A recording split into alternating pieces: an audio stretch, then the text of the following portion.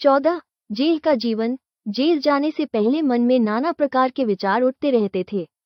Jail में क्या बीतती है, ये जानने की बड़ी उत्सुकता रहती थी। बात सन 1922 की है। मई का महीना था। दिन ढल चला था। गर्मी के कारण चोटी से एड़ी तक पसीना आ रहा था, किंतु मन फिर भी आनंदित था। कदम जल्दी जल्दी उठते थे। खुली धूप, खुली हवा के थपेड़े किसी बगीचे के झोंके के समान मालूम होते थे। ये दिन था जेल से बाहर निकलने का। कानपुर जाने वाली गाड़ी की ओर बढ़ रहे थे कि इतने में वंदे मातरम, भारत माता की जय की ध्वनियां कानों में पड़ी। नजर घुमाकर देखने पर स्टेशन को पार करने वाले पुल के जीने पर पुलिस गार्ड के बीच में अनेक युवक चलते हुए दिखाई पड़े। उनके पैरों में बेड़ियां जकड़ी थीं। उनके हाथ पैर बंधे हुए थे, तो भी जुबान और जुबानों से बढ़कर हृदय खुले थे। उन्होंने जयगान किया, माता की वंदना की। स्टेशन आते समय सड़क किनारे एक कुएं के पास ये युवक पेड़ के नीचे बैठे पानी पीते हुए दिखाई पड़े थे। पुलिस उन्हें घेरे हुए थी। पता चला कि ये लोग मलिहाबाद के हैं और गांधी जी के काम में पकड़े गए हैं और उसी की सजा में सेंट्रल जेल ले जाए जा रहे हैं। कानपुर जेल के अधिकांश कैदियों ने बताया कि जेल की आधी आबादी जोशीले और उत्साही युवकों की है। गांवों में जो आदमी तनिक भी मनचले और बड़े हुए हौसले के हुए, बस उन्हें बंदी बना लिया गया। उनका कसूर केवल इतना है कि उनमें जोश है, आगे बढ़कर काम करने की उमंग है। पुलिस इन बातों को अपने कामों में बाधा समझती है।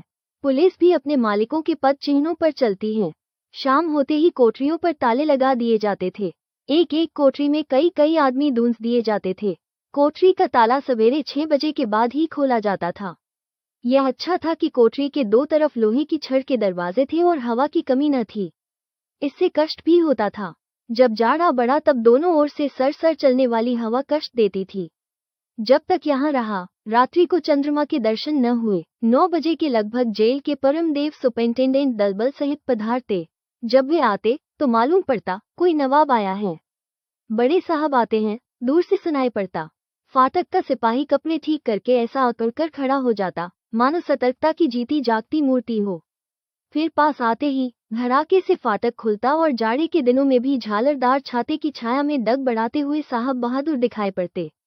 पीछे उनकी सेना होती। सुपरिंटेंडेंट से हम लोगों को खड़े होकर बात करनी पड़ती थी। जेल में रहकर हमें जो त्याग करना पड़ता था, उसकी याद हमारे दिलों में रह रहकर वैसी ही ताज़ा हो जाया करती, जैसे कि पुरवैया के चलने पर दबी हुई चोटों की कसक उमड़ पड़ा करती है। जेल में रहकर सहनशीलता और त्याग के साथ साथ धार्मिकता भी बहुत बढ़ गई थी। गीता और रामायण भी खूब पढ़ी गई। एक महाशय तो कभी कभी रामायण इतने जोर से पढ़ा करते थे कि दूर होने पर भी हम लोग उनके शब्दों को साफ साफ सुनते। हमारे आर्य समाजी भाइयों ने हवन कुंड बना लिया था।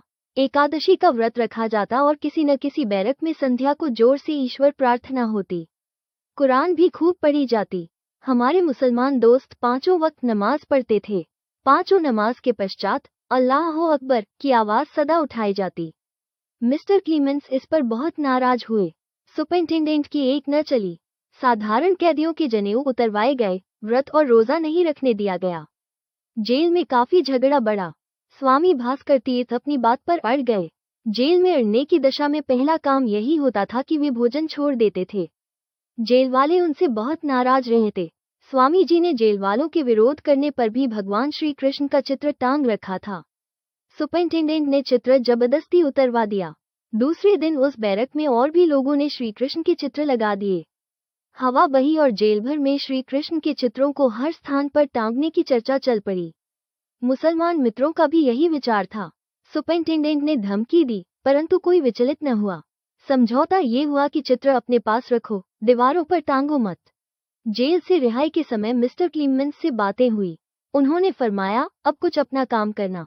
मैंने कहा, पहले भी करता था। वे बोले, नहीं, तुम लोगों के पास दूसरों को भड़काने के अतिरिक्त और कोई काम नहीं है। अब कपड़ा बुनने का एक कारखाना खोलना। नेक सलाह के लिए धन्यवाद देते हुए मैंने कहा, आपका ख्याल गलत है, मेरे पास काफी काम है। बोलो, क्या है? उन्होंने पूछा। मैंने कहा, प्रेस और पत्र। बोले, वे तुम्हारे नहीं हैं, उनमें तुम नौकर मात्र हो। मैंने कहा, मैं वैसा ही नौकर हूँ जैसे आप इस जेल के नौकर हैं। इस पर बातों का रुख पलटा। बोले, जेल आने की इच्छा भले आदमियों में नहीं होनी चाहिए। मैंने भी आवेश में कह दिया, जब तक देश की यह अवस्था है तब तक हर भले आदमी का दूसरा घर जेल ही है। बोले, तुम बहुत कमजोर हो, अब की बार जरा मजबूत होकर आना।